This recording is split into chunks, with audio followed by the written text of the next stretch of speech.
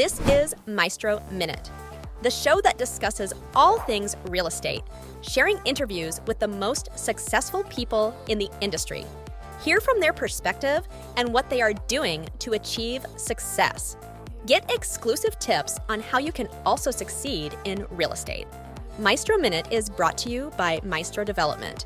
Here's your host, Nareg Muradian. Hey everybody, I'm your host, Nareg Muradian. Thanks for joining another episode of Maestro Minute. Today I want to spend a few minutes and talk about the design process on projects, how to manage that, how to make sure you're successful from the beginning to the end of the completion of the design. Just want to spend a few minutes going through that with you guys. We've worked on a lot of projects where the design goes smoothly. We've had issues with value engineering where we had to reduce some of the scope.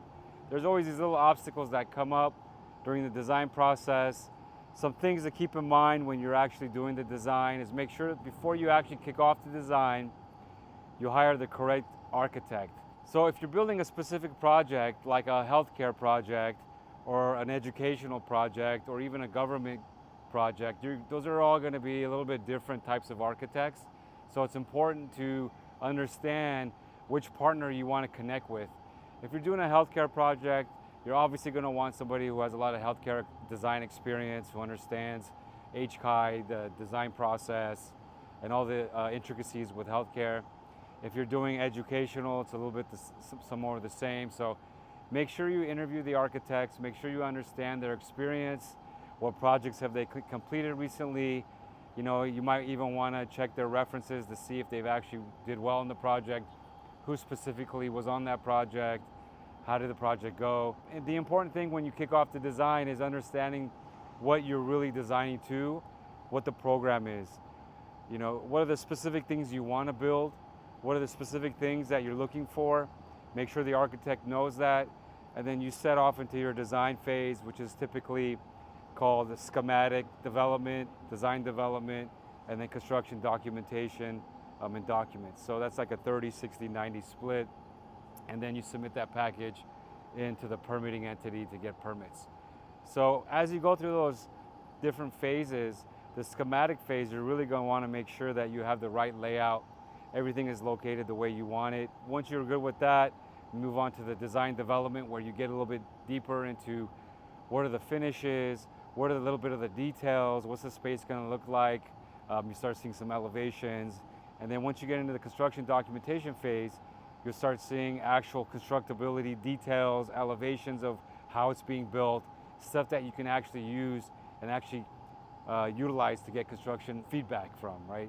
Also, as you go through that process, there's two different things that you want to consider in design.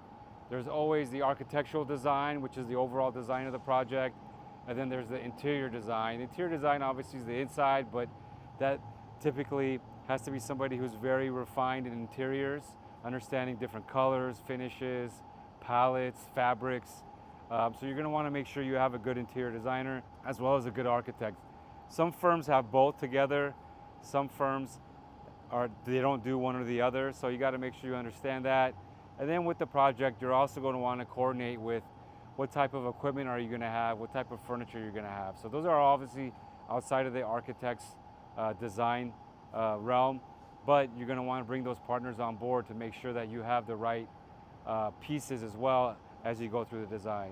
So those are things to keep in mind.